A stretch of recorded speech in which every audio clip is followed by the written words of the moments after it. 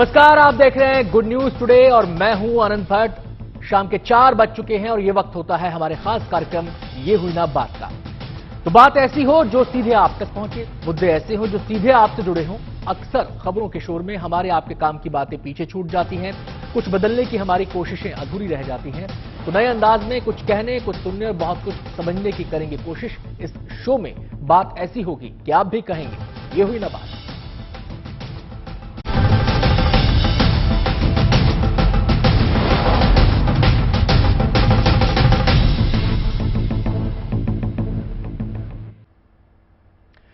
गंगा, यमुना और सरस्वती ये नदियों की वो त्रिवेणी है जो हमारी संस्कृति और हमारी परंपरा का अटूट हिस्सा रही हैं।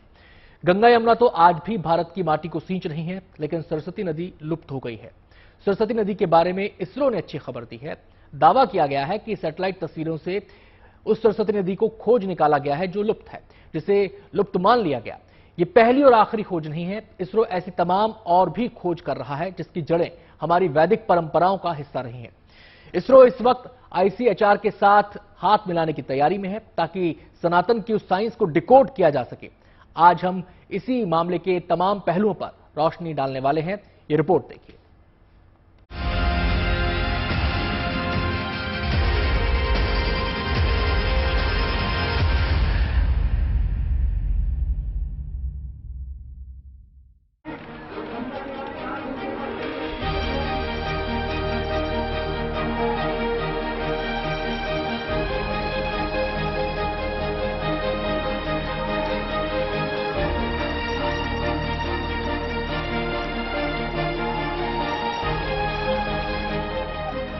संगम की इस रेती में आस्था और विश्वास के न जाने कितने समंदर समाये हैं। यहाँ मां गंगा है, यमुना जी का पानी है, लेकिन सरस्वती नदी होकर भी यहाँ अंतर्ध्यान है। वो तो कही त्रिवेणी को लेकर हमारी भावनाओं का विस्तार इतना है कि आज भी ध्यान लगाने वाले गंगा जमुना के साथ सरस्वती नदी को नमन करना नहीं भूलते। सरस्वती नदी भले ही आज दिखती ना हो, लेकिन सनातन मन आज भी सरस्वती नदी के ध्यान से पवित्र होता है। जाहिर है, जो नदी आज भी हमारे मन में बहती है, आखिर वो सरस्वती नदी इस वक्त कहां है? क्या वो है और हमें नजर नहीं आती? यही नहीं, ऐसे ही प्रश्न राम सेतु को लेकर भी हैं। मसलन, क्या श्रीलंका और भारत के बीच एक लकीर सा नजर आने वाला भूभाग वही सेतु है जिसे प्रभु राम ने तैयार करवाया था? और सवाल ये भी है, क्या है द्वारका के समंदर में समा जाने की कहानी? अच्छी बात यह है कि पौराणिक युग के ऐसे तमाम अनुत्तरित प्रश्नों की सबसे बड़ी खोज शुरू हो चुकी है। इसरो इसके लिए भारतीय ऐतिहासिक अनुसंधान परिषद के साथ मिलकर काम करने को तैयार है, ताकि न केवल पुरातत्व स्थलों की पहचान की जा सके, बल्कि उस प्राचीन ज्ञान प्रणाली को फिर से स्थापित किया जा सके जो भारतवर्ष की पहचान रही है। एक एमओयू के बारे में हम डिस्कशन हो रहे हैं आईसीएचआर के साथ, ताकि हमको ये आर्कियोलॉजी और पैलियोलॉजी और ज्योग्राफी ये सब के बारे में हमारे उपग्रह से जो कुछ चित्र लेके उसके पढ़ सकते हैं। इसरो ने आईसीएचआर के साथ मिलकर सरस्वती नदी के बायो चैनल के रिकॉर्ड्स तैयार कर लिए हैं। साथ ही मथुरा, हड़प्पा और मोहनजोदड़ो के थायरो सॉल्यूशन चित्र बनाए हैं। इन चित्रों के जरिए पौराणिक कथाओं को फिर से समझा जा रहा है और 3D चित्रों के जरिए इतिहास और हमारे सनातन साइंस को डिकोड करने की कोशिश है। हमने जो काम किया है इस जगह में, आर्कियोलॉजी में, तो है ये सरस्वती रिवर के बारे में हमने पैलियोलॉजी के या पैलियो चैनल्स के बारे में तो हमने एक रिकॉर्ड्स बनाया है। और हमने हमारे आर्कियोलॉजिकल साइट से जो मथुरा है और मोहनजोदड़ो हड़प्पा है, इस सबके हमने हाई रेजोल्यूशन चित्र लिया है और उपग्रह से, और फिर भी उससे हमारे ये 3 डायमेंशनल चित्र को भी बन सकते हैं। इसके लिए इसके वजह से हमको ये उसका एग्जैक्ट स्ट्रक्चर्स के बारे में कुछ पता लगेगा। इसरो और आईसीएचआर जानते हैं कि सनातन साइंस को डिकोड करने की उनकी तपस्या आसान नहीं है। फिर भी कोशिश यही है कि अभी तक मिथ समझे जाने वाली घटनाओं को वैज्ञानिक नजरिए से साबित किया जाए और उस सनातन साइंस को फिर से पुनर्स्थापित किया जा सके।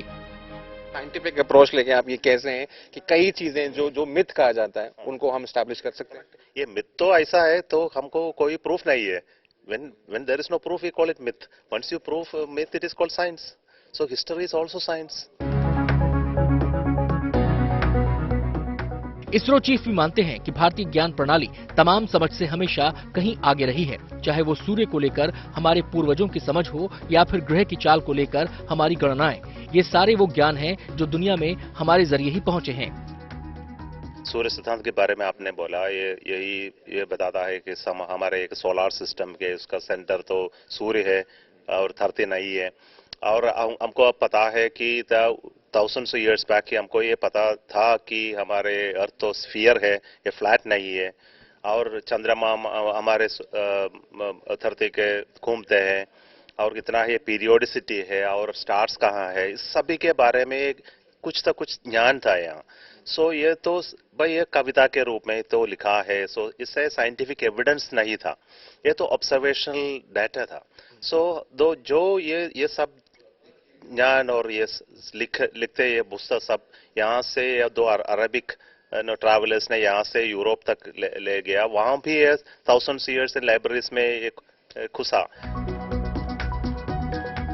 इसमें कोई दो राय नहीं कि वेदों से लेकर हमारे पुराण मानव सभ्यता के ऐसे दस्तावेज हैं जिनकी मिसालें दुनिया में कहीं नहीं मिलती। चाहे हमारा वैदिक विज्ञान रहा हो या ग्रह नक्षत्रों की गणना से अंतरिक्ष के रहस्यों को पढ़ने की हमारी समझ, आज दुनिया उस पर गौर कर रही है। यही वजह है कि सनातन साइंस को फिर से डिकोड किया जा रहा है और इस बार ये बीड़ा इसरो और ICHR ने उठाया है।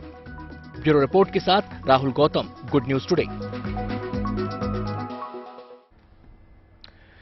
तो हमारे सनातन ज्ञान और विज्ञान को लेकर विचार की दो धाराएं सामने आती हैं। एक तो वो जो ये कहता है कि सब कुछ हमारे सनातन ज्ञान में, विज्ञान में समाहित है, और एक धारा वो है जो ये सवाल उठाती है कि आखिर इसका आधार क्या है। तो तमाम पहलुओं को हम टटोलेंगे।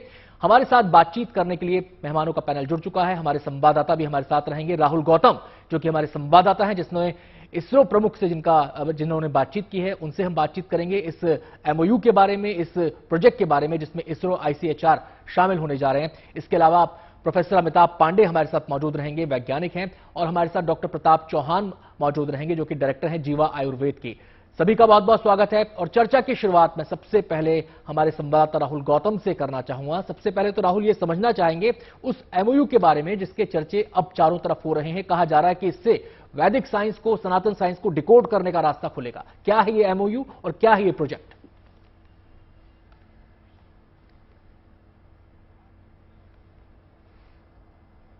ICHR का, जिसमें अभी जो मोडालिटीज हैं उसको डिस्कस कर लिया गया है। मात्र जो साइनिंग की जो औपचारिकता है वो बची है। तकरीबन 1.5 करोड़ रुपए खर्च होंगे इस प्रोजेक्ट के ऊपर और इसकी तकरीबन 5 से 6 वॉल्यूम इसको रिलीज किया जाएगा। देखिए, आइडिया ये है कि जो वेदों में जो साइंस है उसको स्टैब्लिश करना और ये बताना कि कैसे भारत जो है वो प्राचीन काल से विश्व गुरु रहा है, चाहे वो साइंस हो चाहे टेक्नोलॉजी हो, लेकिन वो जो चीजें हैं वो वेदों में और उपनिषदों में वो एज ए आप कह सकते हैं पोइट्री या मंत्रास के अंदर है और उनको साइंटिफिकली स्टैब्लिश करने में अब इसरो हेल्प करेगा। जब मैंने कल बातचीत करी इसरो के चीफ S सोमनाथ जी से, उन्होंने साफ तौर पर यह कहा कि हम लगातार काम भी कर रहे हैं। आप देखिए, माइथोलॉजी और हिस्ट्री में इतना ही फर्क होता है कि माइथोलॉजी का आपके पास कोई प्रूफ नहीं होता, हिस्ट्री में आपके पास प्रूफ्स होते हैं। सरस्वती को लेकर उन्होंने कहा कि हमने जो पूरा चैनल है कि कहां से कहां तक वो नदी बहती थी उसको लोकेट कर लिया है हाई रेजोल्यूशन जो इमेजनरी है या सैटेलाइट जो इमेजेस हैं उसके थ्रू। उन्होंने कहा कि राम सेतु को भी हम देख सकते हैं ऊपर से।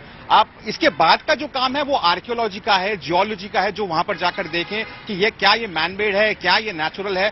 तो उन्होंने कहा कि हम इन तमाम चीजों पर काम कर रहे हैं। उन्होंने द्वारका के बारे में कहा कि हम ये देख पा रहे हैं कि कैसे जो समुद्र का स्तर है वो बढ़ गया और जो सिटी है वो पानी में समा गई। तो ये तमाम चीजें हैं, इंपॉर्टेंट है। बेसिकली आइडिया ये है कि स्टैब्लिश किया जाए कि जो साइंस मंत्रों में और जो वेदों में है उसको साइंटिफिकली प्रूव कर दुनिया के सामने रखा जाए। राहुल, अब यहाँ पे दो बातें सामने आती हैं। एक पहलू है आर्कियोलॉजी से जुड़ा हुआ, जिसमें हम खोज करेंगे द्वारका की, जिसमें हम जो अन्य पुरातात्विक चीजें हैं उनके बारे में हम जानेंगे, उनके बारे में हम समझेंगे। और एक वो है जिस साइंस का जिक्र हम करते हैं कि अगर हम परमाणु की बात करते हैं, अणु की बात करते हैं, तो कणाद ऋषि से लेकर तमाम ऋषियों की वो परंपरा है। अगर हम गणित की बात करते हैं तो तमाम हमारे ऋषि मुनि मौजूद है जिन्होंने इस पर विचार किया। अगर हम मेडिकल साइंस की बात करते हैं तो तमाम वो चीज है। गुरुत्वाकर्षण की अगर हम बात करते हैं तो भास्कराचार्य का जिक्र उसमें आ जाता है। तो इन दो पहलुओं पर एक साथ रिसर्च आगे बढ़ेगी, काम आगे बढ़ेगा, या फिर पहले पुरातत्व पर फोकस किया जाएगा?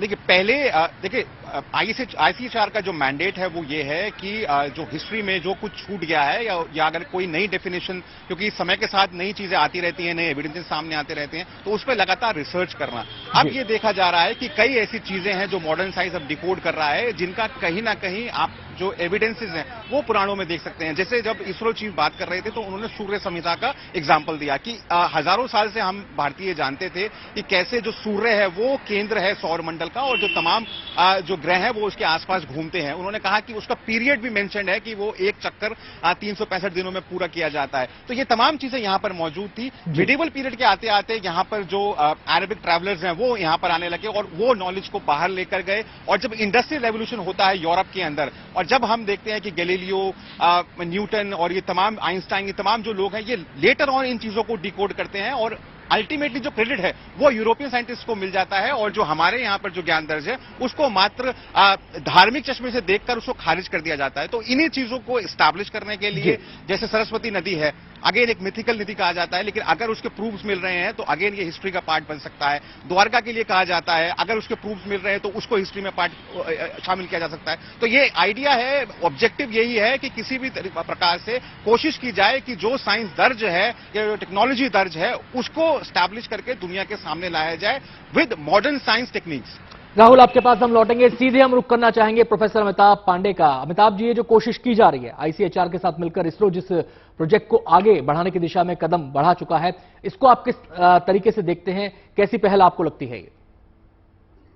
देखिए, ऐसा है कि हमने मंगल पे ड्राइड अप रिवर बेड ढूंढी है, वहां पे पुराने जमाने में पानी होता था, मिनरल्स मिलते हैं ऐसे। तो धरती पर तो हम रहते ही, लेकिन दिक्कत एक ये है कि हम साइंस में पहले से एजेंडा बना के नहीं चल सकते। साइंस में हमें जो भी डाटा मिल रहा है उसको ऑनेस्टली, उसका क्या उसका मीनिंग है और क्या उससे हम क्या चीज प्रूव होती है, क्या डिस्प्रूव होती है, ये भी इंपॉर्टेंट। साइंस में डिस्प्रूवल भी बहुत इंपॉर्टेंट होता है कि जो भी आपने हाइपोथेसिस बनाई है किन बातों पे डिस्प्रूव। तो अगर ऐसी कोई वाटर चैनल है, उसका कोई वहां पे पीछे एंशिएंट पास्ट में, तो रडार के जरिए वहां पे जो उसका मुझे इंफ्रारेड सिग्नेचर से आप पता कर सकते हैं कि नीचे कभी ऐसा कुछ और थोड़ा भी पानी उसमें है वहां नीचे बचा हुआ है।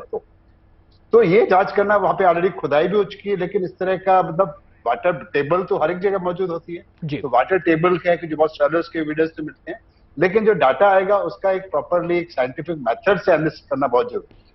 और ये मान के चलिए एक और जरूरी बात है कि साइंस में कुछ सनातन नहीं होता है। साइंस में चीजें लगातार बदलती हैं, जो एविडेंस है उसके बेस पे ट्रुथ को एक्सेप्ट किया जाता है कि what is the evidence, what is the fact, that is very important. तो नेचुरली अगर कोई ऐसी कोई चीज है तो मिलती है तो उसको मतलब उसको स्वीकार किया जाएगा, नहीं मिलती है तो ये भी स्वीकार करने के लिए तैयार होना चाहिए कि ऐसा नहीं मिलता है। लेकिन अमिताभ जी, आपकी इस बात से एक नदी अफगानिस्तान में मिलती है, अफगानिस्तान में इस तरह की नदी मिलती है जिसका नाम हराहती है, जो भाषाओं में जो लिंग्विस्टिक जानते अच्छी तरह जानते हैं कि सा कहा हो जाता है वेस्टर्न कंट्रीज में, वेस्टर्न इलाके में। लेकिन अमिताभ जी एक बात हमेशा ये उठाई जाती रही है, कही जाती रही है कि साइंस का सिंपल सा नियम है, अगर आपको स्वीकारना है तो भी तथ्य चाहिए और नकारना है तो भी तथ्य चाहिए। और उसके लिए तथ्य के लिए क्या है, किसी निष्कर्ष पर पहुंचने के लिए शोध जरूरी है, और शोध पहली उसकी वो जरूरत है साइंस के अगर हिसाब से अगर चीजों को देखें। लेकिन ये कहा जाता है कि अगर कोई बात कही गई है तो उसको परखने के लिए शोध तो किया जाए, अगर शोध हो रहा है तो ये सही है या नहीं है? जी, जो शोध हो रहा है अगेन वेरी इंपॉर्टेंट कि हाउ इंटरप्रेट डाटा, ये बहुत इंपॉर्टेंट है जी। कि जैसे कि आपका इंडिया से श्रीलंका के बीच में सैंड बार जोड़ी मिलती है कि जो बेसिकली नेचुरल फॉर्मेशन है, तो इसको जियोलॉजिकल सर्वे इंडिया ने भी ये एस्टेब्लिश किया कि इट इज नेचुरल फॉर्मेशन। तो हम अपने माइथोलॉजी के अहंकार में सत्य को चैलेंज न करें, ये बहुत इंपॉर्टेंट। जो भी एविडेंस मिल रहे हैं उससे जो इंटरप्रिटेशन एक साइंटिफिक इंटरप्रिटेशन है, उससे जो भी रिजल्ट मिले उसको खुले दिल से स्वीकार करें, ये साइंस में बहुत इंपॉर्टेंट है जी। लेकिन अगर किसी और शोध की जरूरत पड़ती है, क्योंकि कई बार यह होता है कि शोध का दायरा क्या था, किस लेवल पे जाके हमने किया, अगर वहां से कुछ और शोध की जरूरत पड़ती है कि चीजों को देखने में, कनेक्ट करने में, अब तो तकनीक इतनी विकसित हो गई है, तो उस दिशा में अगर बढ़ा जाए तो क्या ये सही नहीं है? आपका आखिरी सेंटेंस साफ नहीं हो रहा, काफी इको हो रहा है आपका। जी, मैं कह रहा हूं कि अगर चीजों को गहराई से जानने में अगर संस्थाएं और शोध करने की दिशा में आगे बढ़ती हैं तो क्या ये सही नहीं है? देखिए, मतलब ये निश्चित तौर पे कि इसरो का हमारे सैटेलाइट सिस्टम्स का एक कैपेबिलिटी है कि जमीन के नीचे किस तरह के मिनरल हैं, किस तरह के मतलब मॉइस्चर की मौजूदगी है, नमी मिलती है, और इंस्टीट्यू मतलब वहां पे जाके आप उन मिनरल के सैंपल से पता कर सकते हैं कि एंशिएंट टाइम पे यहाँ पे वाटर बॉडी रही होगी। तो ये एक्चुअली मल्टी डिसिप्लिनरी काम है, एक डिसिप्लिन से काम नहीं चलता है। अलग डिसिप्लिन से जो रिसर्च से डाटा आ रहा है उसको जोड़ के उसका एक सही इंटरप्रिटेशन करने की जरूरत है। मैं आता हूं अमिताभ जी आपके पास, और भी पहलुओं पर हम बातचीत को आगे बढ़ाएंगे, और जिस सनातन साइंस की बात यहां पर हो रही है, जिस हमारे पौराणिक ज्ञान की, वैदिक साइंस की बात हो रही है, उस पर भी हम आपसे चर्चा करेंगे। मैं सीधे यहां पे डॉक्टर प्रताप चौहान का रुख करना चाहूंगा। डॉक्टर साहब, बहुत सारे ऐसे मसले हैं, अगर हम केवल साइंस के नजरिए से देखें, स्वास्थ्य की चिकित्सा के नजरिए से देखें, तो उस पर भी बहुत काम हुआ। लेकिन क्या आपको लगता है कि with the passage of time हमसे वो कुछ चीजें पीछे छूट गई, उनको हम ठीक से उन पर शोध नहीं कर पाए, उनकी हम ठीक से व्याख्या नहीं कर पाए? इसके बारे में आपका क्या कहना है? देखिए, आप बिल्कुल सही कह रहे हैं, क्योंकि शोध तो निरंतर होता रहना चाहिए। जैसे जैसे समय बदलता है, टाइम बदलता है, हमारी वातावरण में चेंजेस आते हैं, उसके अनुसार हमें जो हमारे बेसिक प्रिंसिपल्स हैं, जिनको हम सनातन प्रिंसिपल्स कह सकते हैं, एटर्नल प्रिंसिपल्स, लेकिन उनका जो अप्लाइड पार्ट है, जो उनकी एप्लीकेशन है, उस पर शोध होना बहुत आवश्यक है। और हमारे प्राचीन टाइम में ऐसा अगर देखें हम अपनी हिस्ट्री में, तो हर 1000 वर्ष में बहुत बड़ी बड़ी गोष्ठियां होती थी, और उसमें कई चीजें ऐसे शोध करके फिर लिखा जाता था। आयुर्वेद की अगर हम बात करें, तो आयुर्वेद में प्लास्टिक सर्जरी का जो है, आपने सुश्रुत संहिता में सुना होगा, सबसे पहले प्लास्टिक सर्जन वो थे। लेकिन जिस समय में वो थे, उस समय इस तरह की जो इंस्ट्रूमेंट्स नहीं थे, तो जो कुछ तब अवेलेबल था, उस टाइम एनेस्थीसिया नहीं था। तो अगर हम देखें, आज भी अगर सर्जरी में हम देखें, तो बहुत सारे जो बेसिक टेक्निक हैं, वो अभी भी सुश्रुत के ही जो प्रयोग हो रहे हैं। और ये मैं नहीं कह रहा हूं, ये मॉडर्न साइंटिस्ट भी इसको मानते हैं। इंग्लैंड के अंदर एक पूरा एक जो हिस्ट्री ऑफ मेडिसिन का एक इंस्टीट्यूट है, वहां मैंने विजिट किया। वो लोग भी इसको मानते हैं कि जो आज भी टेक्निक्स यूज हो रही हैं, लेकिन उसमें शोध से क्या हुआ कि हमारे पास नई मशीनें आ गई, आजकल रोबोटिक सर्जरी आ गई है। तो मैं ऐसा मानता हूं कि शोध तो बहुत आवश्यक है, और शोध का मतलब ये नहीं है कि उसमें हमें किसी तरह की हिचक होनी चाहिए। शोध से हमें कुछ ना कुछ चीजें और रिवील होती हैं। और ये पुराने समय में भी हमारे यहाँ ऐसी प्रथा थी। जितने भी हमारे जो ऋषि मुनि थे, जिनको हम साइंटिस्ट कह सकते हैं, वो लोग भी गोष्ठी करते थे, उनकी भी कॉन्फ्रेंसेज होती थी, और वहां पर भी विचार विमर्श करके नए शोध के आधार पर फिर उसमें संशोधन किया जाता था। डॉक्टर साहब, ज्ञान की कोई भी धारा हो, कोई भी डिपार्टमेंट हो, उसमें निरंतरता बनी रहे, उसमें निरंतर विकासशील वो रहे, इसके लिए जरूरी है कि उस पर निरंतर विचार मंथन होता रहे। लेकिन क्या आपको नहीं लगता कि जिस वैदिक साइंस की हम बात करते हैं, जिस सनातन साइंस की हम बात करते हैं, उसमें एक ब्रिज कहीं टूटा, जिसकी वजह से वो व्याख्याएं, वो परिभाषाएं उस तरीके से नहीं कही जा सकी, उनको उस तरीके से स्थापित नहीं किया जा सका? अगर उन पर मंथन होता, उन पर शोध होता, चाहे नकारने के लिए होता, स्वीकारने के लिए होता, लेकिन एक शोध होता, तो उसके बाद किसी निर्णय पर पहुंचा जाता। उनको केवल मिथ कह के टाल देना, यह सबसे बड़ी दिक्कत हुई। बिल्कुल बिल्कुल, बीच में लिंक टूटा है, और यही मैं आपको कह रहा हूं कि हमने तो अभी अपने जीवा संस्थान में इस पर काफी विचार किया कि आयुर्वेद की अगर बात करें, तो जैसा मैंने कहा कि हर 1000 वर्ष में एक जो है ऐसी एक बड़ी गोष्ठी हुआ करती थी, जो कि आयुर्वेद में 1000 साल से ऊपर हो चुके हैं। अगर हम देखें, चरक ऋषि जो हुए थे, तो ये बिल्कुल लिंक टूटा। और उसमें विशेष तौर पर हमारी जो शिक्षा पद्धति थी, उसमें जब भी जो आक्रमण करने वाले लोग यहाँ आए, चाहे वो यवन आए, चाहे फिर वो ब्रिटिश लोग आए, उन्होंने बहुत कुछ उस सिस्टम को एक तरह से नष्ट करके, या यहां से चीजों को ले जाके वहां जाके स्थापित करना। अब जैसे आप सिंपल चीज करें, भूगोल शब्द क्या है कि भू यानी कि पृथ्वी, पृथ्वी गोल है, हमारे यहाँ भूगोल शब्द ही है, जो कि बाद में जाकर के ये लोगों ने कहा कि भाई पहले कहते थे धरती फ्लैट है। डॉक्टर साहब, आपसे हम बातचीत के इस सिलसिले को आगे बढ़ाएंगे, और अमिताभ पांडे जी से भी हमारी बातचीत जारी रहेगी। यहां पर हम अपने संवाददाता राहुल गौतम का शुक्रिया अदा करेंगे, जिन्होंने उस एमओयू, उस प्रोजेक्ट के बारे में हमें विस्तार से जानकारी दी, जो आईसीएचआर और इसरो के बीच शुरू होने जा रहा है। उस दिशा में कदम बढ़ाया जा रहा है। बात हो रही है उस हमारे परंपरागत ज्ञान विज्ञान की, जो सदियों से इस धरा पर, इस देश की धरती पर मौजूद रहा, लेकिन वक्त के साथ साथ जो पीछे छूटता चला गया, अब एक बार फिर से कोशिश हो रही है उसको डिकोड करने की, उसके संकेतों को समझने की और इस दिशा में कदम बढ़ाए हैं इसरो और ICHR ने। एक प्रोजेक्ट के तहत ये दोनों संस्थाएं आगे बढ़ रही हैं और इसी मुद्दे पर हम बातचीत कर रहे हैं। हमारे साथ दो खास मेहमान मौजूद हैं। एक बार फिर से आपको बता दें, प्रोफेसर अमिताभ पांडे हमारे साथ मौजूद हैं। इसके अलावा डॉक्टर प्रताप चौहान हमारे साथ मौजूद हैं, जो कि डायरेक्टर हैं जीवा आयुर्वेद के। डॉक्टर चौहान, आपसे मैं इस सेगमेंट की शुरुआत करना चाहूंगा। क्या आपको लगता है कि जिसको वैदिक साइंस कहा जाता है, जिसे हमारा पुरातन ज्ञान परंपरा कहा जाता है, विज्ञान परंपरा कहा जाता है, उसको लेकर कहीं कोई पूर्वाग्रह रहा? देखिए, मैं ये कह सकता हूं कि जो हमारा पुरातन ज्ञान है, इसको थोड़ा सा, जैसे हम कहते हैं कि आज के युग में जो साइंस का युग है, शोध का युग है, प्रेजेंटेशन का युग है, तो कहीं ना कहीं थोड़ा हमें उसमें ये कमी रही। नहीं तो अगर देखा जाए तो कोई भी विषय आप ले लीजिए, मैं तो खैर आयुर्वेद का विषय है जो मेडिकल साइंस का विषय है, मेडिकल साइंस में भी आप कोई भी आप ब्रांच लेंगे, चाहे वो आई की आप ब्रांच ले लीजिए, ऑप्थेल्मोलॉजी जिसको कहते हैं, जो हमारे शास्त्रों में जो रोगों के प्रकार लिखे हैं, आज भी मॉडर्न साइंस वहां तक नहीं पहुंच पाई है। चाहे हमारा एक स्पेशल ब्रांच है जिसको आई और ENT, जी, जिसको आजकल मॉडर्न में ईयर नोज थ्रोट कहते हैं। तो मैं ऐसा मानता हूं कि अब ये जो पहल हुई है, ये बहुत अच्छी एक पहल है और ये बहुत पहले हो जाना चाहिए था ये काम, क्योंकि जब तक साइंस जुड़ेगी नहीं हमारे ये सनातन ज्ञान के साथ, तो हम इसको सही तरीके से, मॉडर्न तरीके से प्रेजेंट करने में कहीं ना कहीं अभी सक्षम नहीं रहे हैं। तो ये बहुत अच्छा एक विषय है और बहुत खुशी का अवसर है कि हम इस तरफ अग्रसर हो रहे हैं। और ये मैं इसलिए कह रहा हूं कि ये काम अगर हम नहीं करेंगे तो विदेशों में, मैं काफी देशों में जाता हूं, अभी मैं अमेरिका में एक यूनिवर्सिटी में गया था लेक्चर के लिए, तो वहां पर वो प्रोफेसर हमें बता रहे थे कि जी हमने अदरक के ऊपर शोध किया है और उन्होंने बताया कि हमने $5 मिलियन इसमें खर्च किया है। तो मैंने कहा क्या पाया आपने उसमें? इतना आपने 1 साल लगाया उसमें, सारी रिसर्च की, तो उसमें पाया कि अदरक जो है वो एंटी इन्फ्लामेटरी है। तो मैंने कहा ये हमारे यहाँ पर शास्त्र में लिखा है कि अदरक शोथहर है, शोथ यानी कि सूजन को कम करती है, इन्फ्लामेशन को कम करती है। तो हम कहीं इस जरूर उसमें रहे कि हमारे पास तो बहुत कुछ है और हमें कोई आवश्यकता नहीं है। मतलब आप ये कह रहे हैं कि वक्त के हिसाब से ना तो उस तरीके, उस लेवल पर शोध हो पाया, ना ही वक्त के हिसाब से जो आधुनिक परंपराएं हैं ज्ञान विज्ञान की, उसके हिसाब से हम अपनी टर्मिनोलॉजी विकसित कर पाए।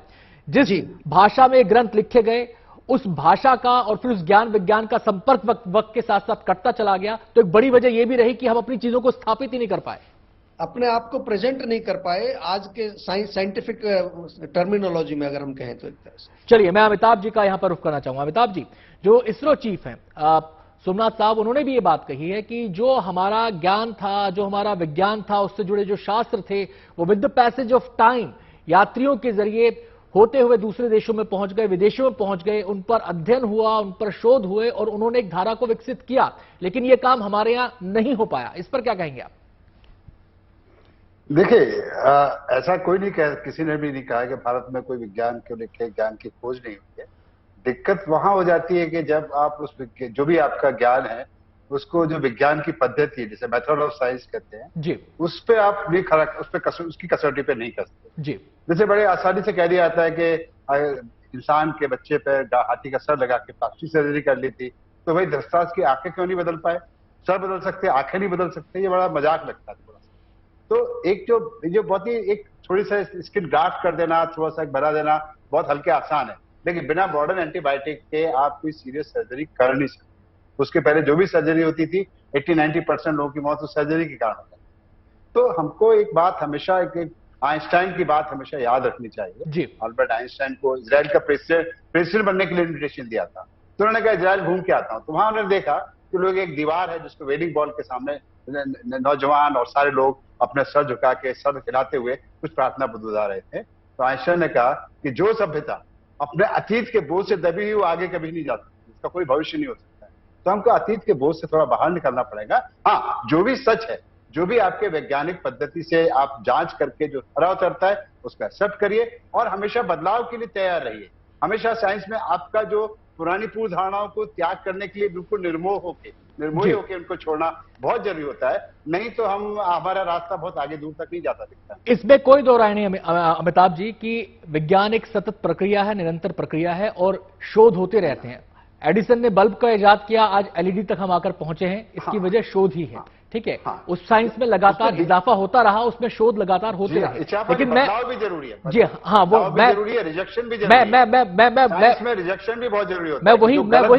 मैं वही कह रहा हूं कि साइंस में अगर किसी शोध की शुरुआत होती है तो ये कहा जाता है कि एक विचार है, उस विचार को बिना शोध के नकार देना या बिना शोध के एक्सेप्ट कर लेना, दोनों ही हानिकारक है। जितने भी जिन चीजों में जिनका कोई एविडेंस नहीं है, हाइपोथेसिस है, उसको बोला जाता है टेंटेटिव हाइपोथेसिस है। जब एविडेंस मिल जाएंगे तो एक्सेप्ट कर लिया जाएगा फेवर में, नहीं मिलेंगे तो उसको छोड़ दिया तो जाएगा। वो एविडेंस कैसे मिलेगा? वो एविडेंस अच्छा सर, वो एविडेंस कैसे मिलेगा?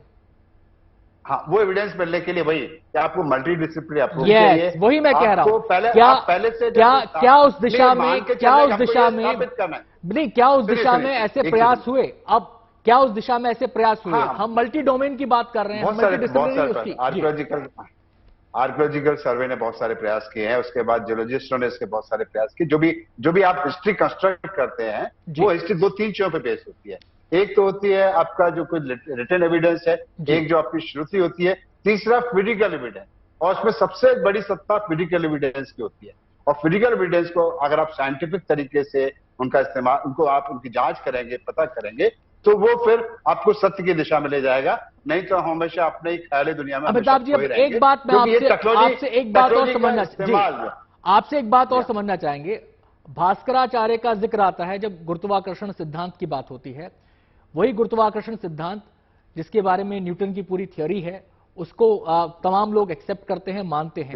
लेकिन अगर भास्कराचार्य अपने ग्रंथ में, अपने शोध ग्रंथ में इस बात को लिखते हैं तो और क्या आधार चाहिए? वो उसकी पूरी व्याख्या कर रहे हैं। हाँ जी हाँ। गुरुत्वाकर्षण का अर्थ सिर्फ ये नहीं होता है कि धरती हर चीज को अपनी तरफ खींचती है। ये तो एक पशु को भी मालूम होता है। कुत्ते की आप गेंद उछालते हैं, उसको पता है उसकी ट्रेजेक्टरी क्या है, कितनी उसकी स्पीड है, और अर्थ की ग्रेविटी, उसके अर्थ के खिंचाव से कितना कर्वेचर बनेगा।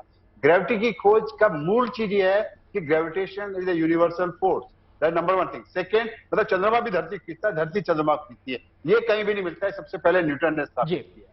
दूसरा, उसकी मात्रा कितनी है कि अगर भार दुगना कर दोगे तो गुरुत्वाकर्षण डबल हो जाएगा, दोनों के भार बढ़ा दोगे, और दूरी डबल कर दोगे तो गुरुत्वाकर्षण चौथा ही रह जाएगा जी। तो जो inversely proportional to square of distance, ये गुरुत्वाकर्षण की खोज है। ये सिर्फ जान लेना कि धरती हर चीज को अपनी तरफ खींच रही है, ये गुरुत्वाकर्षण को जानना समझना नहीं है। ये सभी मतलब इंसानों को, जानवरों को भी चीज पता होती है।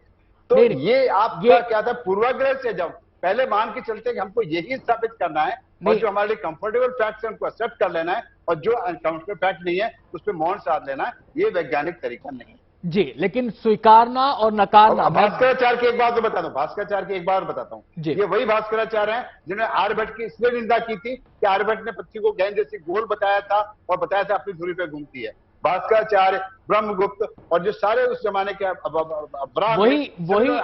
वही बात की उनको विरोधी तक करा दिया है। देखिए बात नहीं अमिताभ जी आर्यभट्ट की जब पहली मैन्युस्क्रिप्ट जब मिली और भावदाजी लाल ने ढूंढी थी मलयालम मैन्युस्क्रिप्ट, तब उनको पता चला कि आर्यभट्ट ने खोजा क्या था। अमिताभ जी, मैं वही कह रहा हूं कि जब वाद है तो उसका प्रतिवाद भी होगा, उसके बाद संवाद भी होगा। तो अगर विचार है तो उसका एंटीथेसिस भी होगा, उसको कोई नहीं नकार रहा। तीसरी चीज और होती है जी, विज्ञान में तीसरी चीज भी होती है, एविडेंस जी। सिर्फ वाद और प्रतिवाद नहीं होता है जी, विज्ञान में एविडेंस भी होता है। अगर एविडेंस आता है कुछ अलग ही तीसरी चीज में आता है तो वाद और प्रतिवाद एक तरफ धरे रह जाते हैं। अगर एविडेंस खोजने की खूबसूरती है जी, ये विज्ञान की खूबसूरती है जी। वही मैं कह रहा हूं कि विज्ञान तो, अब थॉमस एडिसन ने बल्ब का इजाद किया, उन्होंने 1200 एक्सपेरिमेंट किए, उनसे पूछा गया कि आपने क्या इसका निष्कर्ष निकाला, उन्होंने कहा कि 1199 एक्सपेरिमेंट बेकार थे। तो किसी निष्कर्ष पर पहुंचने के लिए एक्सपेरिमेंट करना, शोध करना जरूरी है। मेरा कहना यह है कि किसी भी चीज को ना तो अंधे होकर स्वीकारें और ना ही अंधे होकर नकारें, दोनों ही चीजों में पूर्वाग्रह है। तो हमेशा दोनों ही चीजों में पूर्वाग्रह है। चलिए जी, वही मैं कह रहा हूं, ना तो अंधे होकर स्वीकारें ना अंधे होकर नकारें, दोनों ही चीजों में पूर्वाग्रह, और पूर्वाग्रह घातक हो सकता है। मैं प्रताप चौहान जी का यहां पर रुख करना चाहूंगा। प्रताप जी, एक जो पूरे के पूरे ग्रंथों की जिनकी बात हो रही है, जिस ज्ञान की, विज्ञान की बात हो रही है, उसके बारे में यह भी कहा जाता है कि इसकी जो भाषा थी उस समय, भाषा का और एक जो धारा विशेष है, डिपार्टमेंट विशेष है, उसका आपस में सामंजस्य होना भी जरूरी है। जरूरी नहीं कि कोई इंग्लिश जानता है तो वो फिजिक्स के नियमों को भी उतनी ही अच्छे तरीके से समझ सके। तो दोनों की धाराएं जब मिलेंगी उसके बाद ही सही निष्कर्ष पर पहुंचा जाएगा। क्या आपको लगता है कि अगर किसी निष्कर्ष पर पहुंचना है तो इन धाराओं को, ज्ञान की धाराओं को भी साथ आके चलना पड़ेगा आगे? देखिए, मैंने शुरू में ये बोला था कि जो ज्ञान है या जो बेसिक जो सूत्र जिनको हम कहें बेसिक प्रिंसिपल्स, उनको जो भी हमारा जो आज का परिप्रेक्ष्य है जो उसकी भाषा में, उसके कॉन्टेक्स्ट में उसको समझना, उसको शोध करके समझना और उसको पूरा जो एविडेंस की बात कर रहे हैं कि ये देखना कि वाकई में ये खरा उतर रहा है कि नहीं, ये बहुत आवश्यक है। और जो जिस समय की हम बात कर रहे हैं, जिस समय ये हमारे ऋषि मुनि जो रहे, जिन्होंने उस समय में जो भी वहां जिस तरह का परिप्रेक्ष्य था उनका या जो भी वातावरण था, उसमें आई थिंक जो उन्होंने किया the best possible they could have done, वो उन्होंने किया। क्योंकि उनके पास कोई ऐसी लेबोरेटरीज नहीं थी, ऐसे इंस्ट्रूमेंट्स नहीं थे, जो उनका रिसर्च का तरीका था शायद वो पता नहीं किस तरह से वो सब ये करते थे। लेकिन उसके आधार पर भी आप देखें तो बहुत सारी चीजें जो उन्होंने उस समय कही, आज मॉडर्न साइंस उनको एक्सप्लोर कर रहा है, बिल्कुल साइंटिफिक तरीके से वो चीजें पता चल रही हैं कि ये जो बातें कही थी, चाहे वो परमाणु की है, अणु की है, इलेक्ट्रॉन की है, प्रोटॉन की है, वो बातें उन्होंने अपनी भाषा में कही थी। उस समय वो शायद उनका जो एक मैं कहूं कि उनका कॉन्टेक्स्ट था वो सही था, वहां उस समय उन लोगों को उतना समझ आ रहा था वो कि क्या है। लेकिन आज क्योंकि हमारे पास बहुत सारी जो है फैसिलिटीज है रिसर्च की, तो उसको हमें उसमें ट्रांसलेट करने का, आज की भाषा में ट्रांसलेट करने की बहुत आवश्यकता है उसको, ताकि हम उसको आज उसको अप्लाई कर सकें उस नॉलेज को। बहुत बहुत शुक्रिया डॉक्टर प्रताप चौहान आपका। डॉक्टर अमिताभ पांडे आपका भी बहुत बहुत शुक्रिया। तो एक कोशिश हुई है, एक पहल हुई है और सवाल वही है कि क्या ये पहल, ये कोशिश उस दिशा में उन चीजों को निकाल पाएगी जिसके आधार पर दावे किए जाते हैं। और वही बात कि विज्ञान की जब बात आएगी तो शोध के आधार पर, तथ्यों के आधार पर ही बात होगी। तथ्यों के आधार पर ही किसी चीज को स्वीकारा जाएगा और तथ्यों के आधार पर ही किसी चीज को नकारा जाएगा। पूर्वाग्रह विज्ञान में काम नहीं करता। तो पूर्वाग्रह से मुक्ति क्या मिल पाएगी या नहीं मिल पाएगी किसी भी दिशा में, यह देखना दिलचस्प होगा इस शोध के नतीजों के बाद। बहुत बहुत शुक्रिया तमाम मेहमानों का हमारे साथ इस चर्चा में जुड़ने के लिए। हमारे इस खास कार्यक्रम में आज बस इतना ही।